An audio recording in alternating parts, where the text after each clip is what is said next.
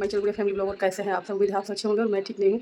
मेरी कल से तबीयत बहुत ज़्यादा ख़राब, मुझे बहुत ज़्यादा फीवर, ये ठंडा लग के फीवर आ रहा है, थोड़ी सी वोमिटिंग हो रही है।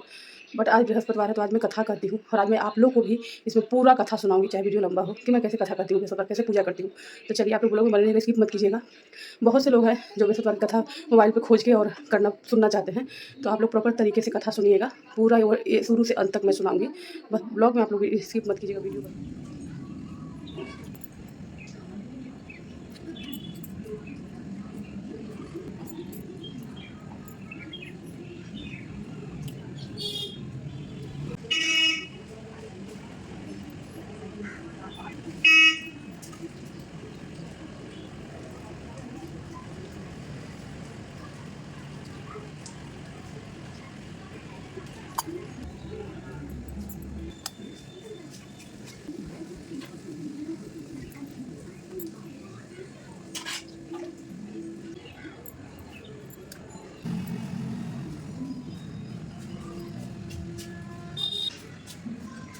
प्राचीन समय की बात है। भारतवर्ष में राजा राज करता बड़ा प्रतापित करदानी था। उन्नीस प्रतिमंदिर भगवान को दर्शन करने ब्राह्मण गुरु सेवा किया करता था। उसके द्वार से कोई भी याचक निराश होकर नहीं लौटता था और प्रत्येक गुरुवार को व्रत पूजन करता, हर दिन गरीबों की सहायता करता था। परंतु ऐसा बात उसकी रानी को अच्छी नहीं लगती। वो ना व्रत करती, न किसी को एक पैसा दान में देती थी। राजा को भी ऐसे करने से मना किया करती थी। एक समय की बात है, राजा शिकार करने वाले को चले गए। घर पर रानी और दासी थी। उस समय गुरु बृहस्पति साधु रूप धारण कर राजा के दरबार में भिक्षा मांगने। साधु ने रानी से भिक्षा मांगी तो कहने लगी, हे साधु महाराज, मैं इस पुण्य के लिए तंग आ गई हूँ। इस कार्य के लिए मेरे पति देव ही बहुत है। आप ऐसी कृपा करके साधन न तुझे तथा मैं आराम से रह सकूँ। साधु बृहस्पति देव ने कहा, हे देवी, तुम तो बड़ी विचित्र संतान, धन से कोई दुखी नहीं होता है, इसको सभी चाहते हैं, पापी पुत्र की इच्छा करता है। अगर तुम्हारे पास अधिक धन अधिक है तो भूखे में से भोजन कराओ, ब्राह्मण को दान धर्म सलाह बनाओ, तला बड़ी का निर्माण कराओ, निधन तथा निर्माण करो, निधन कुमारी कन्याओं का विवाह करो, साथी को इस प्रकार से करने से आपका कुल और आपका नाम पर लोग सार्थक होगा, स्वर्ग की प्राप्ति होगी। परंतु रानी साधु की बातों से कुछ नहीं कहे। साधु मुझे ऐसे धन की अवस्था में जिसको मैं अन्य लोगों में दान दूं, जिसको रखने संभालने मेरा सारा समय नष्ट हो जाए। साधु ने कहा, हे देवी, यदि तुम्हारी ऐसी इच्छा है तो मैं तुम्हें जैसा इच्छा है तो जैसा मैं तुम्हें बताता हूँ वैसा ही करना। बृहस्पतिवार को दिन घर को गोबर से लिखना, अपने केसों को पीली मिट्टी से धोना, केसों को से स्नान करना, राजा से कहना हजामत करवाए, भोजन में मांस मदिरा खाना, कपड़ा धोबिया धूल नहीं देना। इस प्रकार साधु बृहस्पतिवार करने से धन नष्ट हो जाएगा। यह साधु महाराज रूपी बृहस्पति देव अंतर ध्यान हो गया। रानी ने साधु कहने के अनुसार साधु बृहस्पति को करने का वैसा ही करने का विचार किया। साधु के बताया अनुसार कार्य करते हुए केवल 3 बृहस्पति ही बीते थे कि उसकी समस्त धन संपत्ति नष्ट हो गई। भोजन के लिए भी दोनों समय पारिवारिक तरस था, सांसारिक भोगों से दुखी रहने लगा। तब वह राजा रानी से कहने लगे, हे रानी, तुम यहीं पर रहो, मैं दूसरे देश को जाता हूँ, क्योंकि यहाँ पर मुझे सभी मनुष्य जानते हैं, इसलिए मैं कोई कार्य नहीं कर सकता। मैं प्रदेश जा रहा हूँ, वहाँ कोई काम धंधा करूँ, शायद हमारे भाग्य बदल जाए।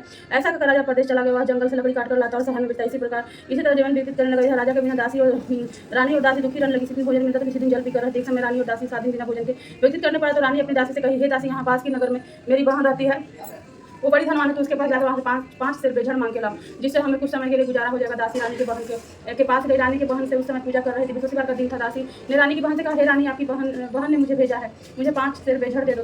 दासी ने बात अनेक बार कही, परंतु रानी की बहन ने कोई उत्तर नहीं दिया। क्योंकि उस समय वो बृहस्पतिवार कथा सुन रही थी। जब दासी को रानी की बहन से कोई उत्तर नहीं मिला तो बड़ी दुखी और उनसे क्रोध भी आया। वह लौट कर रानी से बोली, हे रानी, आपकी बहन तो बहुत घमंडी है, छोटे से बात नहीं करती। मैंने उससे कहा, उसने कोई उत्तर नहीं दिया, वापिस चली। रानी बोली, हे दासी, उसमें कोई दोष नहीं है। जब बुरे दिन आते हैं तो कोई सहारा नहीं होता। अच्छे बुरे का पता पति में ही लगता है, जो ईश्वर की इच्छा हुई वही होगा। ये सब हमारे भाग्य का दोष है। रानी की बहन ने सोचा कि मेरी बहन की दासी है, परंतु उसे नहीं बोली। इससे वो बहुत दुखी हुई। तो कथा सुन विष्णु भगवान का पूजा समाप्त कर अपनी बहन के घर आई और कहने लगी, हे बहन, मैं बृहस्पतिवार का व्रत कर रही थी, तुम्हारी दासी हमारे घर गई, परंतु जब तक कथा होती तब तक हम लोग न उठते हैं और न बोलते हैं, इसलिए मैं नहीं बोली। कहो दासी क्यों गई थी? रानी बोली, हमारे घर में अनाज नहीं था, वैसे तुमसे कोई बात छिपी नहीं, इसी कारण मैंने दासी को तुम्हारे से 5 से बेझड़ लेने के लिए भेजा था। रानी की बहन बोली, बहन देखो, बृहस्पति भगवान की सबकी मनोकामनाएं पूरी करते, शायद तुम्हारे घर में अनाज रखा। यह सुनकर दासी घर के अंदर गई। वहाँ से एक बेझड़ का घड़ा मिला। उसे बड़ी हैरानी, क्योंकि उसने एक बर्तन देख लिया था। उसने बाहर आकर रानी को बताया। दासी अपनी रानी से कहने लगी, हे रानी, देखो, वैसे हमको जब अन्न नहीं मिलता है तो हम रोज ही व्रत करते हैं ना, अगर इनसे व्रत की विधि कथा पूछ ली जाए तो हम भी किया करेंगे। दासी कहने पर रानी ने बहन से बृहस्पतिवार के बारे में पूछा। उसकी बहन ने बताया, हे रानी बृहस्पतिवार को सूर्योदय से पूर्व कर स्नान करके बृहस्पतिवार का व्रत करना चाहिए, लेकिन उस दिन सिर नहीं धोना चाहिए। बृहस्पतिवार के व्रत में चने की दाल, मुनक्का से विष्णु केले के वृक्ष की जड़ में पूजन करता था, दीपक जलाओ। उस दिन एक ही समय भोजन करें, भोजन पीला खाद्य पदार्थ कथा कथा सुने और इसी प्रकार से गुरु भगवान को प्रश्न कर देते हैं। अन्न पुत्र धन देते हैं, मनोकामनाएं पूर्ण करते हैं। व्रत और पूजन की विधि बताकर रानी की बहन अपने घर लौट गई। रानी और दासी ने निश्चय किया कि बृहस्पतिवार के देव के भगवान का पूजन जरूर करेगा। 7 दिन में बृहस्पतिवार उन्होंने व्रत रखा। घोड़सवार में जाकर चना गुड़ पी लेते उसकी दाल से केले के जड़ में विष्णु भगवान का पूजन किया। अब भोजन पीला कहाँ से आया? दोनों बड़े दुखी, परंतु वो व्रत किया, इस कारण बृहस्पति भगवान प्रश्न थे। एक साधारण से व्यक्ति के रूप में 2 थालों में सुंदर पीला भोजन लेकर दासी को बोले, हे दासी, ये भोजन तुम्हारे रानी के लिए, तुम दोनों साथ करना। दासी भोजन पाकर बड़ी प्रश्न हुई। रानी से बोली, रानी जी, भोजन कर लो। रानी को भोजन आने के बारे में कुछ पता नहीं था, वह इसलिए दासी से बोली, जा तू भोजन करके तो हमारी व्यर्थ में हंसी उड़ाती है। दासी बोली, एक व्यक्ति भोजन दे गया है। रानी कहने लगी, भोजन तेरे लिए दे गया, तू ही भोजन कर। दासी कही, वही हम दोनों के 2 थालों में भोजन देगा, इसलिए आप और हम साथ साथ भोजन करें। दोनों गुरु भगवान को नमस्कार कर भोजन प्रारंभ किया। उसके बाद पति बृहस्पतिवार गुरु भगवान का व्रत करके पूजन करने लगी। तब बृहस्पतिवार को कृपा से उसके पास धन हो गया, परंतु फिर रानी को पहले की तरह आलस्य करने लगी। तब दासी बोली, देखो रानी, पहले भी तुम्हें धन को रखने आलस्य करती, धन को रखने में कष्ट होता था, इसी कारण से भी धन नष्ट हो गया। गुरु भगवान की कृपा से हमें धन मिला है, तो फिर तुम्हें आलस्य होता है। बड़ी मुसीबत के बाद हमने धन पाया, इसलिए हमें दान पुण्य करना चाहिए। भूखे में भोजन करो, प्याला ब्राह्मण को दान दो, कुआं तालाब बड़ी आदि का निर्माण करो, मंदिर पाठशाला बनाकर दान दो, कुमारी कन्या को विवाह करो, धन को शुभ कर्म खर्च करो, जिससे पूरे तुम्हारे कुल का यश बढ़ जाता, स्वर्ग की प्राप्ति होती। प्रश्न में दासी की बात मानकर रानी ने इसी प्रकार से कर्म करने प्रारंभ किया, जिससे उनका काफी यश फैलने लगा। एक दिन रानी और दासी आपस में विचार करने लगी कि न जाने राजा किस दशा में होंगे, उनकी कोई खोज खबर नहीं। गुरु भगवान से उन्होंने प्रार्थना की और विष्णु भगवान को रात्रि में स्वप्न में राजा को स्वप्न में कहा, हे राजा, उठ, तेरी रानी तुझको याद कर रही। अब अपने देश को लौट जा। राजा प्रातः कर जंगल लकड़ियां काट कर लाने जंगल की ओर चल पड़ा। जंगल में गुजरते उसे सोचने की रानी गलती से कितने दुख भोगने पड़ा। आकर छोड़कर जंगल में आकर आना पड़ा। जंगल की लकड़ियां काटकर उन्हें बेच के पर गुजारा करना पड़ा। उसी समय जंगल में के साधु के रूप धारण कर आया और राजा के पास आकर बोले, हे लगा तुम सुनसान जंगल में किस चिंता में बैठे हो, मुझे बताओ। सुनकर राजा के नेत्रों में जल भर आया और साधु की वंदना कर बोले, हे प्रभु, आप सब कुछ जानने वाले हो। इतना राजा ने साधु को अपनी संपूर्ण कहानी बतला दी। महात्मा तो होते ही दयालु है। वह राजा बोले कि हे राजा, तुम्हारी पत्नी ने बृहस्पति के प्रति अपराध किया था, जिसके कारण तुम्हारा दशा हुआ है। अब तुम किसी प्रकार का चिंता मत करो, भगवान तुम्हें पहले से अधिक धन देंगे। देखो तुम्हारी पत्नी बृहस्पति का वध करना प्रारंभ कर दिया। अब तुम भी बृहस्पति का वध करो, चने के दाल जल को लोटे में डालकर केले का पूजन करो, फिर कथा कहो, सुनो, भगवान तुम्हारी सब मनोकामनाएं पूर्ण। साधु प्रश्नों को देखकर बोला, हे प्रभु, मुझे लकड़ी बेचकर इतना पैसा कहाँ बचता, जैसे भोजन करने को प्राण कुछ बचा। समय रात्रि में अपनी रानी को व्याकुल देखा, मेरे पास कोई साधन नहीं जिससे मैं समाचार जान सकूं, फिर मैं बृहस्पति क्या हानि क्या कहूंगा, मुझे तो कुछ मालूम ही नहीं है। साधु ने कहा, हे राजा, तुम किसी बात की चिंता मत करो, बृहस्पतिवार के दिन रोजाना की तरह लकड़ियां लेकर शहर में जाओ, तुम्हें रोज दूंगा धन प्राप्त होगा, जिससे तुम भली भांति भोजन कर लो, बृहस्पति देव का पूजन का सामान भी आ जाएगा। बृहस्पतिवार का था इस प्रकार से। प्राचीन काल में बहुत ही निर्धन ब्राह्मण था, उसी को संतान नहीं हुई। वह नित्य पूजा पाठ करता, परंतु उसकी स्त्री बहुत मलिनता के साथ रहती थी। वरना स्नान करती, किसी को एक पैसा किसी देवता को पूजन करती थी। प्रातः उठते ही सर्वप्रथम भोजन करती, बाद में कोई अन्य कार्य करती थी। ब्राह्मण देवता बहुत दुखी रहते थे। पत्नी को बहुत समझाती, कि कोई प्रणाम नहीं करता। भगवान की कृपा से ब्राह्मण को स्त्री कन्या उत्पन्न हुई। कन्या अपने पिता घर बड़ी होने लगी। वो बालिका प्रातः स्नान करके भगवान विष्णु का जाप करते, बचपन से बृहस्पतिवार को व्रत करने लगी। पूजा पाठ करके समाप्त कर स्कूल जाती तो अपने मुट्ठी में जौ भर कर ले जाती तथा पाठशाला के मार्गों में डालती जाती। जब वही जौ स्वर्ण के हो जाते तो जौ लौटते समय उनको पीकर घर ले आती। एक दिन वो बालिका सूप में सोने के जौ को फटक साफ कर रही थी, तभी उसकी माँ ने देख लिया और कहा, हे बेटी, सोने के जौ फटकने के लिए सोने का सूप होने चाहिए। दूसरे दिन गुरुवार था, इस कन्या ने व्रत रखा, बृहस्पति को प्रार्थना करके कहा, हे प्रभु, मैंने सच्चे मन से आपकी पूजा की, तुमने सोने का सूप दे दो। बृहस्पतिवार उसकी प्रार्थना स्वीकार कर लिया। आने के बाद कन्या जौ फैलाती हुई स्कूल चली गई। स्कूल से लड़कर जब वो जॉब मिले तो बृहस्पति के पास सोने का सूप मिला। हुआ घर ले आई, उसको जौ साफ करने पर उसकी माँ का वही झगड़ा। एक दिन की बात है, वो कन्या सोने के सूप में जौ साफ करती, उस समय उस नगर का राजकुमार वहां से होकर निकला। इस कन्या को सोने के सूप में जौ साफ करते हुए देखकर कन्या पर मोहित हो गए। राजमहल आकर भोजन जल त्याग कर उदास होकर लेट गया। राजा को जब राजकुमार द्वारा अन्न जल त्याग का समाचार ज्ञात होता, अपने मंत्रियों के साथ वहां अपने पुत्र के पास बोले, हे बेटा, तुम्हें किसी बात से किसी ने अपमान किया अथवा कोई कारण मुझे बताओ, मैं वही कार्य करूंगा जिससे तुम्हें प्रसन्नता हो। राजकुमार ने अपने पिता की बात सुनने से बोला, आपकी कृपा से मुझे किसी बात का दुख नहीं, किसी ने मेरा अपमान नहीं, पर तुम्हें लड़की से विवाह करना चाहता हूँ जो सोने के सूप में जौ साफ कर दिया। सुन राजा चरण पड़ के बोला, हे बेटा, तुम इस तरह करने का पता लगाओ, मैं उसके साथ तुम्हारे विवाह से करवा दूंगा।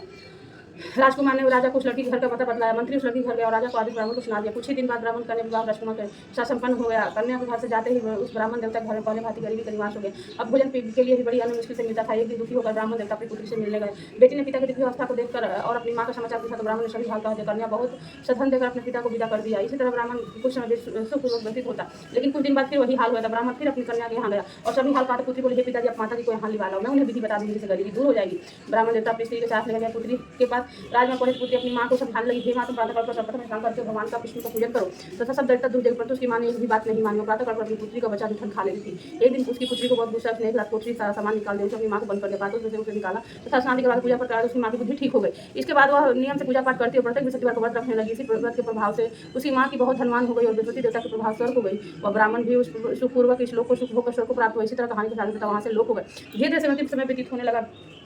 फिर बृहस्पतिवार का दिन राजा जंगल से लकड़ी काटकर किसी साधन बेचने को दिन से अधिक धन मिला। राजा ने चना गुड़ आदि लाकर बृहस्पतिवार का व्रत किया। उस दिन से उसे सभी क्लेश दूर हुए, परंतु जब अगला गुरुवार आया तो बृहस्पतिवार का व्रत करना भूल गया। इस कारण बृहस्पति भगवान के नाराज हो गए। उस दिन से उस नगर के राजा ने विशाल यज्ञ का आयोजन किया तथा अपने समय राज में घोषणा करवाती, कोई मनुष्य अपने घर में भोजन न बनावे, यज्ञ भोजन न बना तथा आग भी न जलाए। समस्त लोग मेरे यहाँ भोजन करने आवे। इस आज्ञा को जो नहीं मानेगा उसे फांसी की सजा दी जाएगी। राजा ने आज्ञा अनुसार राजा के सभी फांसी भोज में सम्मिलित हुए, लेकिन लकड़ा कुछ देर बाद पहुंचा। इसलिए जब राजा उसको अपने साथ महल लेने लगा, जब लकड़ा को भोजन करा रहे थे तो रानी की दृष्टि कुटी पर पड़ी, जिस पर उसका हार लटका हुआ था। उस हार कुटी पर लटका दिखाई नहीं दिया। रानी ने निश्चय किया कि मेरा हार इस लकड़ा ने चुरा लिया। उसी समय तैयारी बुलवाकर उसने जेल में डलवा दिया। जब लकड़ा जल खाने में गया तो बहुत दुखी होकर विचार करने लगा। न जाने कौन से पूर्व जन्म कर्म से मृत्यु प्राप्त हो। साधु को याद करने लगा जो जंगल में मिले थे। तत्काल साधु को प्रकट हो गए और उसकी दशा को देखकर कहने लगे, मूर्ख, तूने बृहस्पतिवार कथा कथा देवता की कथा नहीं की थी, इसी कारण तुम्हें दुख प्राप्त हुए हैं। अब चिंता मत कर, बृहस्पतिवार के दिन जेल खाने के दरवाजे पर 4 पैसे पड़े मिलेंगे, जिनसे तू बृहस्पतिवार का पूजा करना तथा सभी कष्ट दूर। अगले बार बृहस्पति के जेल के द्वार पर 4 पैसे पड़े मिले। राजा ने पूजा का सामान मंगवाकर कथा कहा और प्रसाद बांटा। उसी रात्रि को बृहस्पति देव ने उस नगर के राजा को स्वप्न कहा, हे राजा, तूने जिस आदमी को जेल खाने बंद कर दिया, उस निर्देश से वो राजा को छोड़ दे। रानी कहा कि छुट्टी पड़ता हुआ, अगर तू ऐसा नहीं करेगा तो राजा को नष्ट कर दो।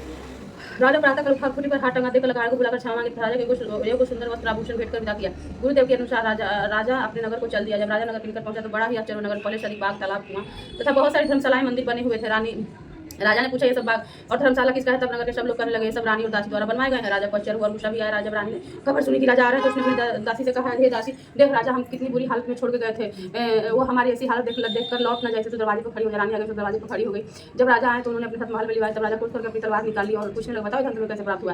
तब रानी ने बताया कि यह धन हमें बृहस्पति के प्रभाव से प्राप्त हुआ है। राजा ने तब विचार किया कि 7वें बात तो सभी बृहस्पति का पूजन करते प्रतिदिन जाना दिन भर कथा कहा करूँगा तथा रोज व्रत किया करूँगा। राजा के दुपट्टे में हर समय चने की दाल बंधी रहती थी। एक दिन राजा 3 बार कथा कहता था। एक रोज राजा ने विचार कर चलो अपनी बहन के यहाँ। इसी तरह राजा निश्चय कर घोड़े पर सवार हो गए और अपनी बहन के यहाँ चल दिए। मार्ग में से देखा कुछ आदमी एक मुर्दे को लिए जा रहे हैं। उन्हें रोककर कहने लगा, भैया मेरी बृहस्पतिवार कथा सुनो। बोले लो, हमारा तो आदमी मर गए, इसको कथा ही पड़ी। परंतु कुछ आदमी बोले, अच्छा कहो हम तुम्हारी कथा भी सुनेंगे। राजा ने दाल निकाली, कथा कहानी शुरू कर दी। जब कथा आदि तो मुद्दा हिलने लगा। जब कथा समाप्त राम नगर को मुद्दा खड़ा हो गया। राजा आगे बढ़ा, आगे चलते शाम हो गई। इस बार में किसान खेत में हल चलाता हुआ मिला। राजा ने बोला, भैया मेरी बृहस्पतिवार कथा सुन लो। किसान बोला, जब तक मैं तेरी कथा सुनूंगा तब मैं 4000 जोत लूंगा, जा अपनी कथा किसी और को सुनाना। आगे चलने लगा। राजा के हटते बैल पर छाल खड़ गई तो किसान के पेट बहुत जोर से दर्द होने लगा। उस समय किसान की पत्नी रोटी लेकर आई। उसने जब यह देखा तो पुत्र से सभी हाल पूछा। बेटे ने सभी हाल बता दिया तो बुढ़िया दौड़ी के पास बोली कि मैं तेरी कथा सुनूं तो अपनी कथा मेरे खेत पे चल के कहना। राजा ने लौटकर बुढ़िया खेत पे कथा कही, जिसे सुनते ही बैल खड़े हो गए। किसान के पेट दर्द बंद हो गया। राजा अपनी बहन के घर पहुंचे। बहन ने भाई की खूब मेहमानी की। दूसरे दिन प्रातःकाल राजा जगह तो देखने लगा कि सब लोग भोजन कर रहे हैं। राजा ने अपनी बहन से जब पूछा, ऐसा कोई मनुष्य जिसने भोजन न किया जो मेरी बृहस्पतिवार कथा सुन ले? बहन बोली, हे भैया ऐसा ही पहले लोग यहाँ पे भोजन करते, बाद में कोई अरे काम। अगर पड़ोस में कोई है तो मैं देख के आती हूँ। ऐसा सब बहन देखने चली है, पर कोई ऐसा व्यक्ति नहीं मिला जिसने भोजन न किया हो। फिर वह एक कुम्हार के घर गई जिसका लड़का बीमार था। उसे मालूम है उसके यहाँ 3 दिन से किसी ने भोजन नहीं किया है। रानी ने अपनी भाई की कथा सुनने के लिए कुम्हार से कहा तो वो तैयार हुआ। राजा ने जाकर बृहस्पतिवार की कथा कही, जिसको सुनकर उसका लड़का ठीक हुआ। तो राजा की प्रशंसा होने लगी। एक दिन राजा ने अपनी बहन से कहा, हे बहन मैं अपने घर को जाऊंगा, तुम भी तैयार हो जाओ। राजा की बहन ने अपनी सास से अपने भाई के साथ जाने की आज्ञा मांगी। सास बोली, चली जा, परंतु अपने लड़कों को मत ले जाएंगे, तेरे भाई को संतान नहीं होती है। बहन ने अपने भाई से कहा, भैया मैं तो चलूंगी पर कोई बालक नहीं जाएगा। राजा ने कहा, जब कोई बालक नहीं चलेगा तो तुम जाकर क्या ही करोगी? दुखी मन से राजा अपने नगर को लौटा। राजा ने अपनी रानी से कहा, हम निसंतान है, हमें इसलिए हमारे घर कोई आना पसंद नहीं करता है। इतना कहो बिना भोजन आदि के पर लेट गया। रानी बोले, प्रभु बृहस्पति देव हमें सब कुछ दिए, हमें संतान अवश्य देंगे। उसी रात बृहस्पति देव ने राजा को स्वप्न में कहा, हे राजा उस सभी शोध त्याग देते हैं, रानी गर्भवती है। राजा को यह जानकारी यह जानकर बड़ी खुशी हुई। नए महीने गर्भ से सुंदर पुत्र पैदा हुआ। जब राजा की बहन ने तो समाचार सुना तो बहुत खुश हुई, बधाई लेकर अपने भाई के यहाँ आई। तभी रानी ने कहा, घोड़ा चढ़कर नहीं आई, गधा चढ़ी आई। राजा की बहन बोली, भाई मैं इस प्रकार नहीं कहती तो तुम्हें औलाद कैसे मिलती? बृहस्पति तो ऐसे ही है जिसकी मन में जो भी कामनाएं रहती हैं वो सभी को पूर्ण करते हैं। जो सद्भावना पूर्वक बृहस्पतिवार का व्रत करता है, हम कथा पढ़ता है, सुनाता है, दूसरों को सुनाता है, बृहस्पति की सदैव रक्षा करते हैं। सभी मनोकामनाएं पूर्ण करते हैं, बृहस्पति की सदैव रक्षा करते हैं। जो संसार में सद्भावना सच्चे हृदय से बृहस्पति का पूजन करता है उनकी सभी मनोकामनाएं उसी प्रकार पूर्ण होती है जैसे राजा रानी और राजा ने बृहस्पति कथा गुणगान करता है। उनकी सभी इच्छाएं बृहस्पति ने पूर्ण की। मनुष्य को कामना करते हुए जयकारा बोलते बृहस्पति भगवान की जय, विष्णु भगवान की जय।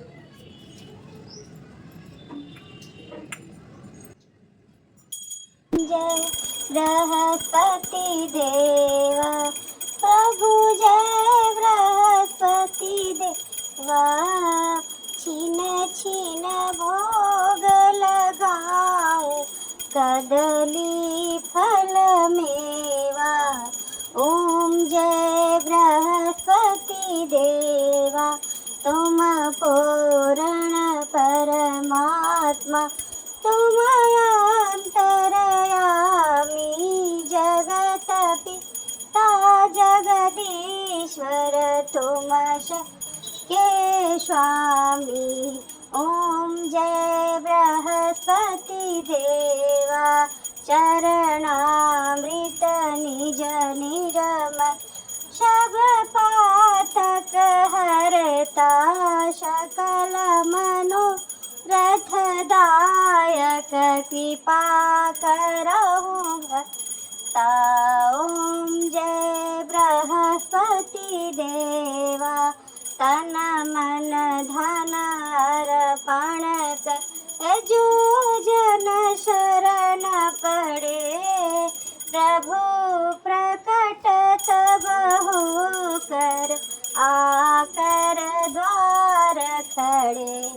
ओम जय बृहस्पति देवा, दीन दयाल दया निधि, भक्त हितकारी, पाप दो स सब हरता भवबंध हारी। ओम जय बृहस्पति देवा सकल मनोरथ दायक शव संशयतारी। विषय विकार मिटाओ संतन सुखकारी। ओम जय बृहस्पति देवा जो कोई आरती तेरी प्रेम सहित गावे। जेठानंद आनंद कर सो निश्चय पावे। ओम जय बृहस्पति देवा। प्रेम से बोलो विष्णु भगवान की जय, बृहस्पति देव की जय। स्वामी तुम्हारा अपने अपने शरण लगाओ, अपने शरण अपने हाथ उठाओ, द्वार पड़ी रहते। ओम जय जगदीश हरे, विषय विकार मिटाओ, पाप हरो देवा, स्वामी काष्ट हरो देवा, श्रद्धा भक्ति बढ़ाओ, संतन की सेवा। ओम जय जगदीश हरे, मन मन धन सब कुछ है तेरा, प्रभु सब कुछ है तेरा, तेरा तुझको अर्पण क्या लागे मेरे। ओम जय जगदीश हरे, जय जगदीश हरे, स्वामी जय जगदीश हरे, भक्त जनों के संकट क्षण में दूर करे। ओम जय जगदीश हरे। प्रेम से बोलिए विष्णु भगवान की जय, गुरु भगवान की जय, बृहस्पति देव की जय।